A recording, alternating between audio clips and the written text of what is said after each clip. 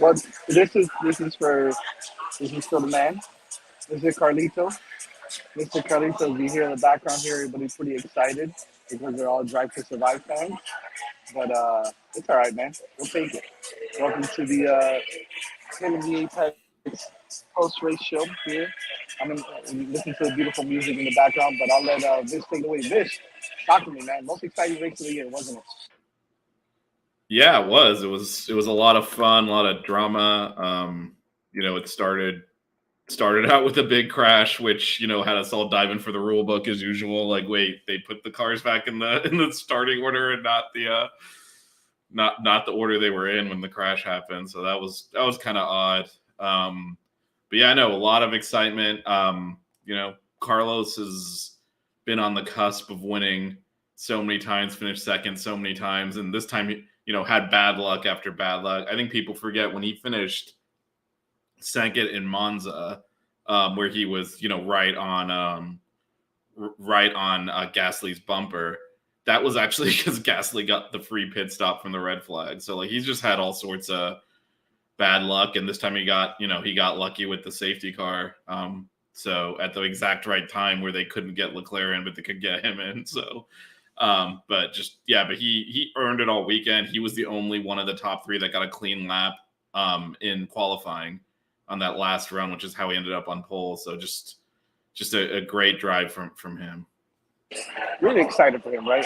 150 races in, finally gets his first pole and his first victory. So, listen, at the end of the day, yeah, it was an exciting race, and I really thought, and I think we both thought this, that Ferrari was going to end up screwing it up somehow with Leclerc and with Sainz. And by the way, I give a lot of credit to Sainz as well because he raced with a piece of his front wing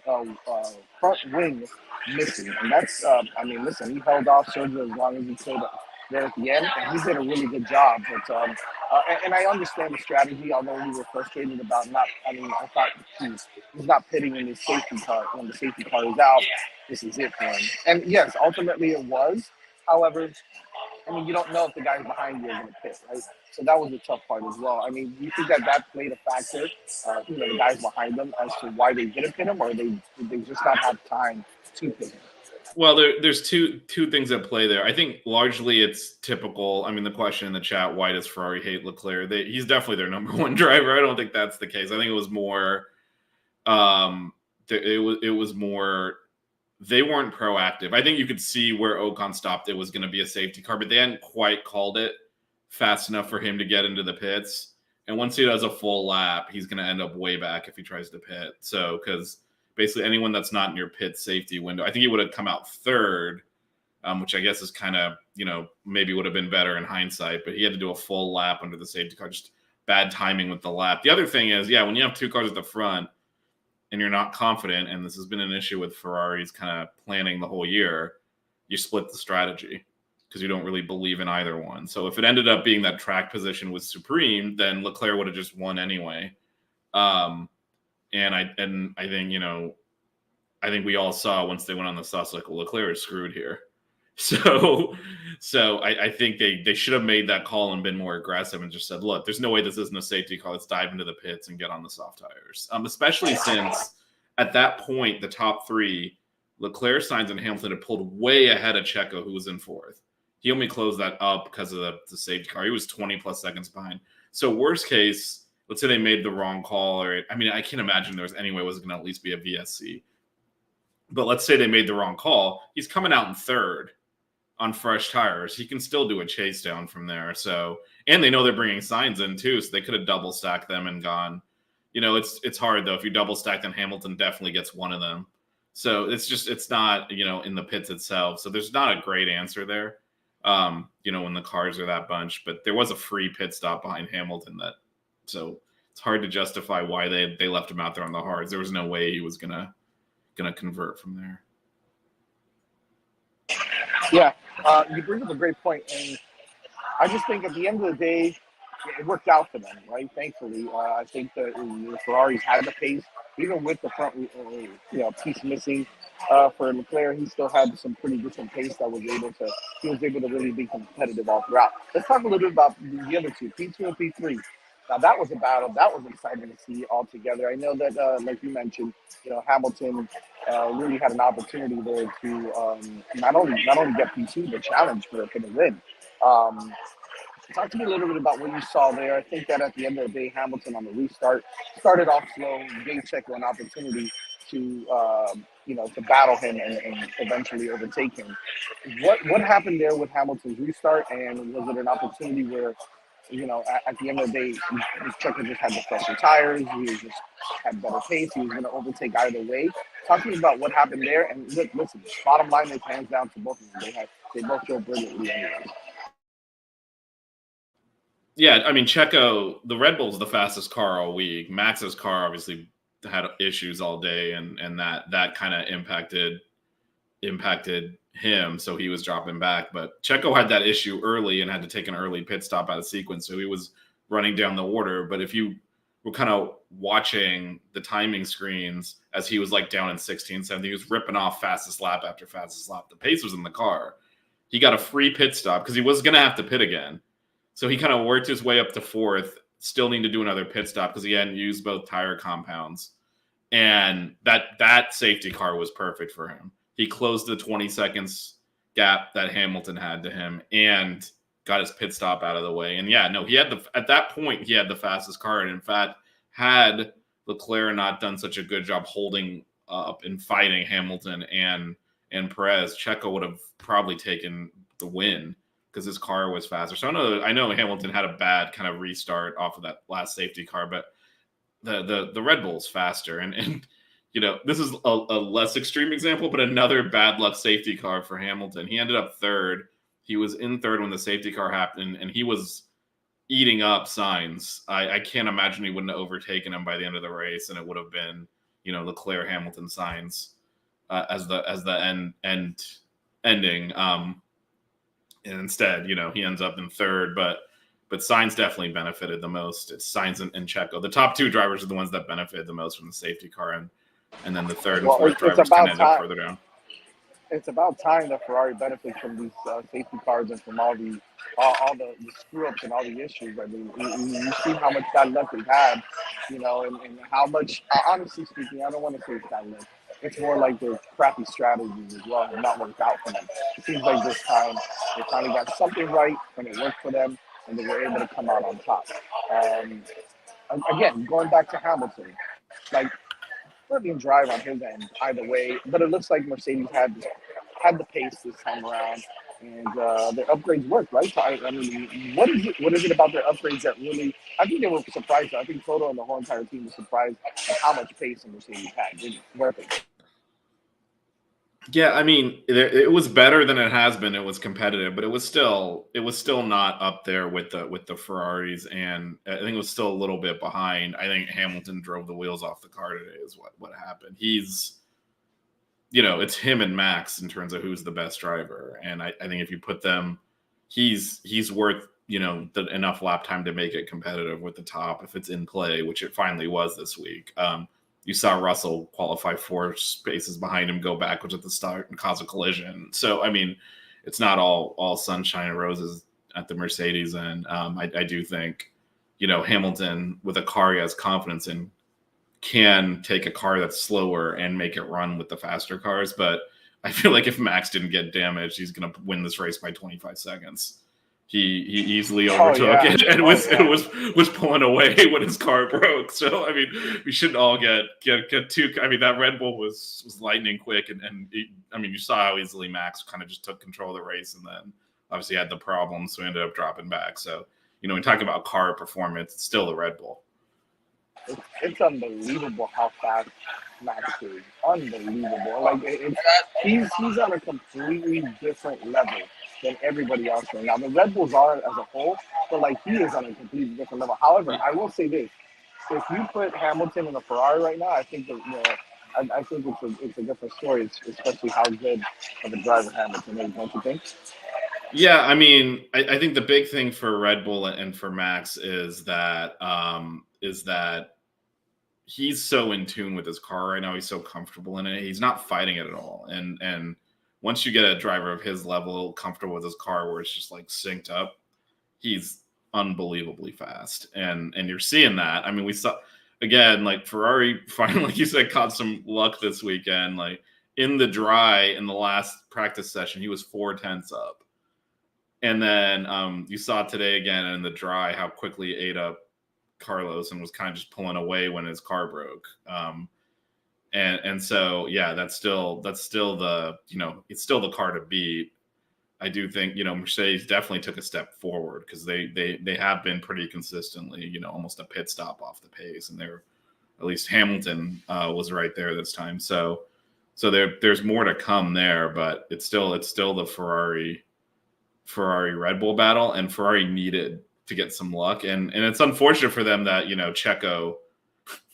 Ferrari was about to. I mean, that safety car. I mean, we're all happy for Carlos. It screwed Ferrari. They had a 1-2 locked up, or maybe a 1-3, at worst, with Perez further down the field, and instead Perez finished second, which does not, help Ferrari that much in the constructors. So like that was not great for them. Ian Henry makes a good point in the chat that that pit stop.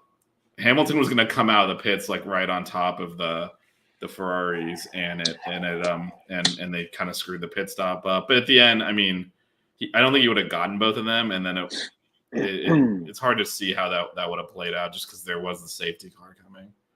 And actually, in a way, Leclerc pulling out front further hurt him, and it's all fluky luck, but the timing of the safety car and when they call it and where you are in the track makes a huge difference. And he was just going past the pit entrance. Meanwhile, Sainz a few seconds back can react. So it's just, some of that stuff just doesn't, it's just luck. Before I get on out of here, because you got to run, I wanted to say two things. Number one, very happy that Joe Guanyu is okay. Obviously, he had to go to the hospital to get checked out, but that's one of the scariest crashes I have seen in F1. Thank God for the halo, because if the halo wasn't there, we'd be having a different conversation right now. So I'm really, really glad that he was able to get out of there. But that was a nasty crash. So I like Joe Guanyu. I think he's got a bright future in F1. So I'm glad that he was okay, and hopefully we get to see him again in the next race. That's number one thing. Second thing, one more time, give it up to my favorite driver, Carlos Sainz. Congratulations to him on the victory, his first P1 in Formula One. So I definitely got to give it up to him. He had a great weekend, so I'm really excited, and kudos to Ferrari. It worked out for him. It worked out for him. Hopefully, they can kind of build off of this after not last week, but 2 weeks ago, the race then, and now at the British GP. I think that if they continue to improve, then this is going to get really tight between them and Red Bull. Hopefully, it does, and we'll see what happens. But I'll leave you guys with that because my food is getting cold. But adios, and we'll see you guys on Wednesday. And you guys can keep going, but I'm out of here. See ya. All right, Manny, the floor is yours, my friend. Afternoon, guys. Vish, thank you so much for holding it down. Kind of busy here at work, but man, you know what? Congratulations to Carlos Sainz. Thank God for you for Guan Yaju, man. I'm watching the first lap on mute, and all I see is something just drag, and my mind just goes absolutely berserk. I'm like, that. What the hell was that? And then I hear Cropty say, "Oh, that's George Russell." I'm like, George Russell. And then they show George Russell come on. I'm like, okay, there's a vehicle there. Obviously, they haven't shown. They then show Albon, right? Then they show who's the other? It was Albon, Russell, Zhu, and I think they showed some other car there. And I'm like, but where's the car that I saw dragging? And like, oh my god, yeah, that halo, Vish, man, that right there, being upside down, and that being the ultimate point of impact, dragging through the concrete, through the gravel. My goodness, man, that thing, man, it's just happy that it's there because that could have been the worst. Yeah, and just on the comment in the chat, he's absolutely just had terrible luck this year. This is another example. He was just going up going around the corner. Yeah, I will say this. We'll go more into detail on Wednesday. Was it Russell's fault? Did Gasly? Did he have enough time to back out of it? I don't blame Gasly for doing it because I forget the driver that was in front of him. He actually did it, and there was a lane there. Russell saw it when he got past the first time. He was like, "Okay, I'm gonna close this." There's so many things that could, that could be pointed fingers and stuff, but immediately when that happens, like I don't need to see. This is why Twitter is so hard, right? Something happens like that. Oh, let's blame somebody. And at the same time, it's like, can we just focus on the driver that just had his car flipped? Right? Let's Yeah, stop this whole point blaming thing. and I think one of the problems, and F1 does this, and I understand why. When they think it's a serious crash, they don't show it. So I think if we had seen, it took like 20 minutes or whatever for us to actually see what happened. I think if they'd shown that immediately, no one's worried about whose fault it is. Then you're like, oh my God. But you always saw, like you said, was, watch in real time, out of focus behind, like, I think that car's upside down. Then you can see, like you said, Crofty said that's George Russell. You could see George Russell broken on the side of the road. Like, that's not the one that was going, who was going. And then they didn't show it at all because they didn't want to, because there's a driver safety issue. But I don't think it's a little bit. I understand you don't want to show it. Drivers have, it's a dangerous sport. Have because I think they were waiting to get some confirmation on how he was right. But I do think that's where like the speculation goes out at, like, oh, whose fault is it? Because there's nothing. We're just waiting to see what actually happened. But I don't know about you, Vish, but if I'm F1, I'm calling Austria. Be like, hey guys, we're not going to you next week. We're staying right here. We're gonna do this race again. There's so many things that happen. Congrats to Carlos Sainz. I've always picked him to win at least 4 or 5 times this season. I'm not sure if I picked him to win today. I think I picked Leclerc, Hamilton, and Sainz. Obviously, Leclerc was in third, but you might have had that if that safety car didn't come out, because Hamilton was running Sainz down, and I think you probably had the top 3 nailed until that happened. But besides the main 3, I'm gonna give my driver of the day to 2 guys, man. A driver here that DNF'd last race, wasn't really talked about a lot, was really struggling. Sergio Perez kept it going, and congrats to Mick, man. Finally got points. Almost went ahead of. Almost risked it with Verstappen. I'm not sure how much risk that would have been if we were not finished, but congrats on him on getting points. Overall, man, that was very, very much entertaining. Probably one of the top races of the season. But as a Mercedes fan, I'm still disappointed. I'm hurt. I feel like maybe that pit stop definitely killed their momentum. They were 2 seconds over. They would have finished behind Sainz. Instead, all of a sudden, then you're behind Russell. You went from first to fourth. And I think as well, like, the whole tire change thing. I understand why Sainz did it, because he's trying to get as much pace as he can with Leclerc up front. I understand that. But then Mercedes then goes with the softs when all race long it's been the mediums. And I understand you went from mediums to hards to make it to the end. But I just feel like that car had just been in focused all day into that specific mode to switch it all of a sudden for fast tires. It feels like a rookie mistake. And again, this is my personal opinion. It was a rookie mistake on the pit stop for making it too long, and you decide to go on softs. I don't know if you were trying to follow Sainz's lead, what he was going to do. But again, that car was doing absolutely greatness with mediums. Then you put it on hards, then you switch it to softs. So the soft is the faster tire. The question was whether it would degrade.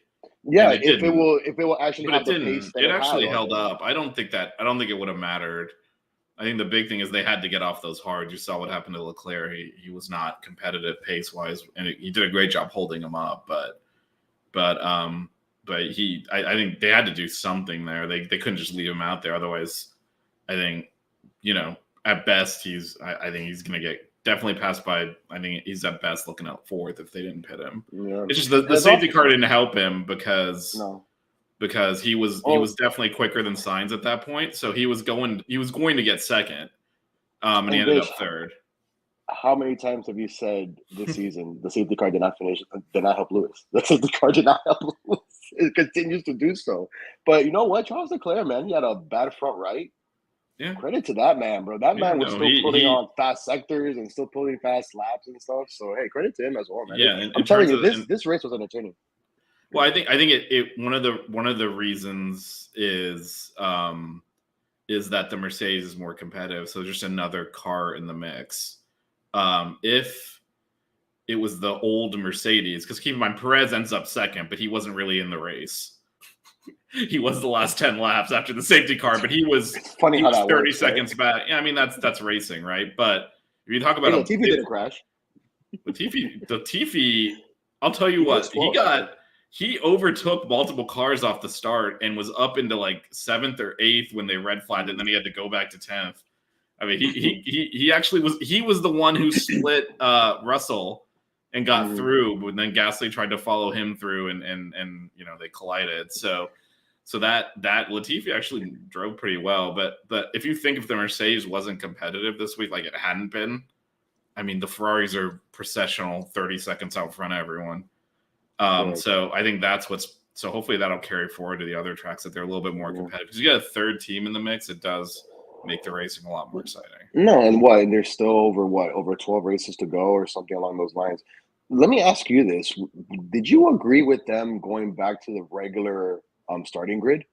Because I felt like it was clear notion where everybody was, and I do understand there's an old rule that popped up all of a sudden that if you haven't still passed the full lap, they got to go back. But I feel like drivers risked it real quick to get in those positions, and to take Max out of that spot, in a way, it helps Sainz. I'm going to be honest here. As we just saw the race again, would have Max had to battle Sainz again, and would have he been caught with a carbon thing that went, underneath his floor, on the back right? Who knows, right? Yeah, it's hard to know what would have happened just because it was a standing start again. So you got the cars all going. It's like under a safety car, I think that they've all gotten so good at it that really, going into the first few corners, no one overtakes. Just because, they're so good at it. It's usually the third or fourth corner, they're a little bit more spread out. It would have been another standing start. So in the other order, you had Verstappen in front. Then you have Sainz right behind him. Maybe Sainz gets the run up the inside that time, and Sainz was ruthless on that second restart. He's like, "This guy's That was some tough and fair but tough driving." Yeah. But in terms of the overall decision, so the rule is they have to pass one of the official kind of sector times. So they hadn't all completed the first sector. So the only official time they had was the starting grid, which is the rule. I think it needs to be updated because you have live telemetry now, so you know exactly where every car was when the red flag hit. It is an archaic rule, but yeah, it is. I'm sure, putting your Mercedes hat on when you saw Lewis kind of overtake multiple cars and then have to give the spots back. You don't understand, man. I jumped up in excitement, and the next thing I know, and he gets passed again, and I'm like, oh no. What happened? Well, I mean, on the original start, he had overtaken multiple cars. And he had to give the spots back, and obviously Verstappen had to give back the lead. That's the rule. I think that the problem here is how frequently they've thrown out the rule book. Obviously, very famously at the end of last year, just it doesn't matter what it says in there. This is more exciting. And then to by the letter of the law, we have to move everyone back. So they did. To me, that's a little weird. That all of a sudden they're being, black and white sticklers on the rule book when they've been very flippant about just changing it around to create whatever outcome they want. So that was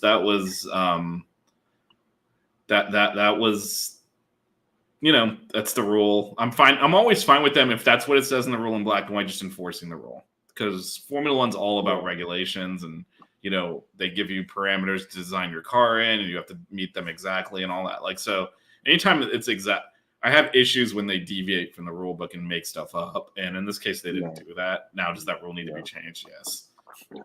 So before we let you go, guys, I want you to marinate this for the next couple of days. As far as it comes to the interesting conversations that will be taking place behind the scenes at Ferrari. Because after the race, we all saw this picture right here. Okay. We could all assume, we can all say what maybe Binotto's saying, but I felt Charles Leclerc's frustrations again. Bish, I think you said a couple of shows ago that sometimes he just has these outbursts that it doesn't help anybody, right? And I think today might have been another situation where he was just driving them insane, trying to figure out what to do. And I think Carlos Sainz today showed his maturity once he was told about 5-6 times on what to do. Guys, shut up. You're not in this seat. I got Lewis behind me. Let me do what I got to do.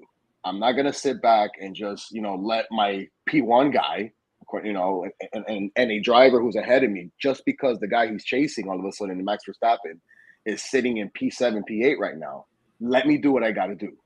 And I felt like today it showed the maturity of Carlos Sainz in so many ways, because this man has struggled all year long. And once again, to me, it just showed a little bit of the immaturity of Leclerc. Not to say that I don't agree with him in certain things, but I'm telling you, that Ferrari conversation, to me, is going to be fascinating, because this has to be something that's going to, either it's going to hurt them or it's going to improve them, both of them. Well, I think there's multiple things that happened there. One is Leclerc was definitely faster with a broken car, which, Carlos, what's going on there?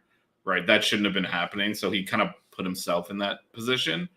But he wasn't that much faster. Like, he was definitely benefiting from DRS. And you saw that when, they finally swapped the positions. He opened up a couple of seconds. Usually when you do a position swap, the guy just disappears off into the distance. That didn't really happen here. So I think one of the challenges Ferrari had was he's slightly faster. We're talking about like a tenth of a second, 0.2. Do you swap them for that if he's not going to really open up a big guy? Eventually they did. In terms of what happened there at the end, I'm sure he's asking why he didn't get pit priority as the lead driver. He was in front. Again, it's hard to say whether or not they had time to make that call after the safety car. If it was what Jack said and they prioritized track position, that was idiotic. There was 15 laps left, and also, Vish, asking Carlos Sainz, well, you got to hit this time. And then you tell his teammate, well, he's trying, we've asked Carlos to hit this time. But how does that help anybody? Like, you're basically constantly going back and forth. Well, so the reason you're doing that is they can always drive faster. That's the thing. They have to. They're always weighing conserving tires. You don't want to be on the limit because you'll make a mistake. So they give them a delta saying, hit this time. This is the target time. And generally, they can go faster than they're going. Because again, they have to weigh if you go, balls to the walls, the first 5 laps are going to be pitting in the 6th lap because you shred your tires. So there's all this management going on. So what they're doing is they're telling both drivers, this is the target time. If he can hit it, this is what we're asking him to do. So it's kind of telling Leclerc, hey, you're not actually faster than him. We're telling him to go this speed. So that's why they're giving him that information. Now, the fact that he couldn't hit the target time is why the swap happened. But that's why they do that is to say, to kind of say, look, this is the time we're telling him to do. This is the time we need you to do. Obviously, you can go faster. He can go faster. But he couldn't hit the target time. That's when they made the swap. But he wasn't significantly faster to the point that it was an easy decision. This wasn't a situation where, Max comes up behind Perez and he'll, put 5 seconds gap after he goes past him within like a lap or two. They were kind of neck and neck. Part of that, though, was, again, Leclerc in a damaged car running the same pace is not great for Sainz. But I'm sure the discussion here is, why didn't he pit him? Why didn't they pit him for fresh tires? I will say that, it certainly did.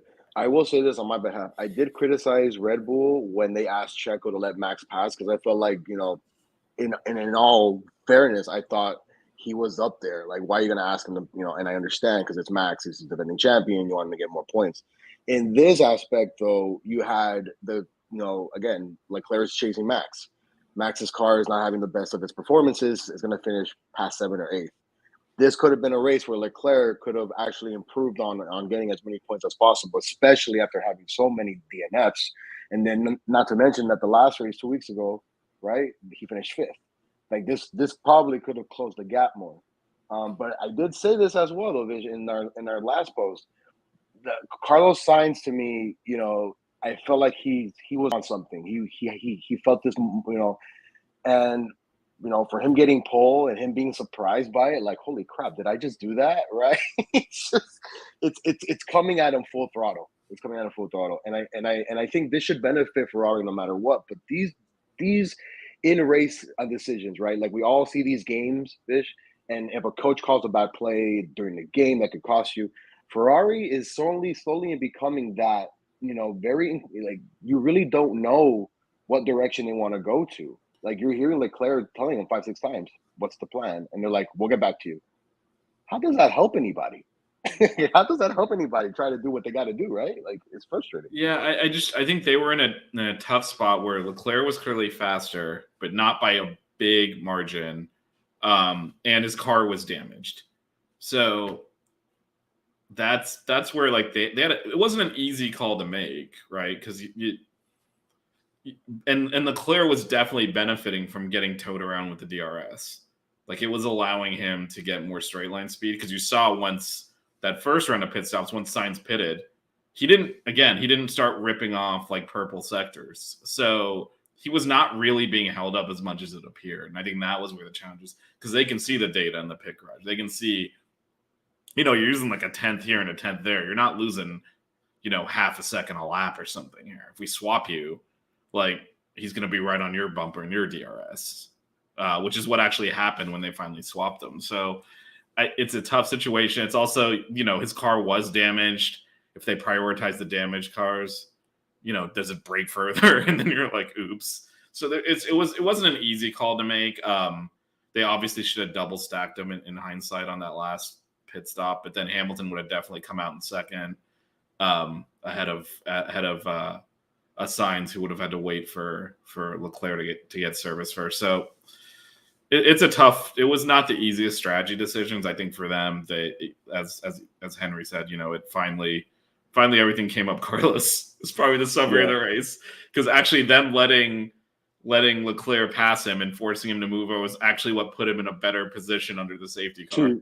Yeah, so it's just it finally broke his way. He's had a lot of bad luck. He's had a lot of bad luck and a lot of like things just not go his way, which is why he finished second several times. And this time it broke his way. So I think we can end on that, right? Congrats to Carlos. He finally got his win there.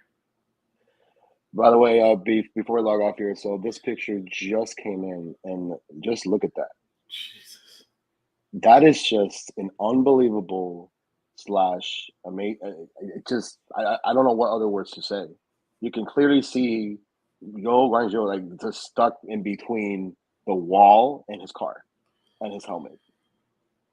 And for him to, we actually saw him. He was talking and walking normally, and it's just one of those I'd probably say one of the most like happiest moments of me just watching sports, just to know that he's okay and that he's talking and walking. And it's just, man, it's unreal. Yeah, and sometimes when you watch, obviously we're all Formula One fans. We wouldn't be here. You kind of do lose sight of the fact that this is a life-threatening sport. One thing goes wrong, you can lose your life. And when you see crashes like this, like you said, it is sobering. Seeing him slide across the track on his head, essentially, and thank God the halo was there. And looking at this picture, it's takes your breath away a little bit. Just unbelievable. All right. All right, Vish, we can close out. All right. Well, everyone, Wednesday 9:30, we'll do a full recap on this, and check that out. All right, everyone. We'll see you Wednesday night. Have a full recap. We have Austria, right? Austria is next week. And also, obviously, Happy Independence Day, everyone. Happy Independence Day. Be safe with your family and friends. Please do not blow up a firecracker in your hand or a firework. Yeah, be careful with we don't want no JPP situations in here. All right, seriously. Yeah. No. Be careful. All right, guys. Correct. Have a great rest of your day.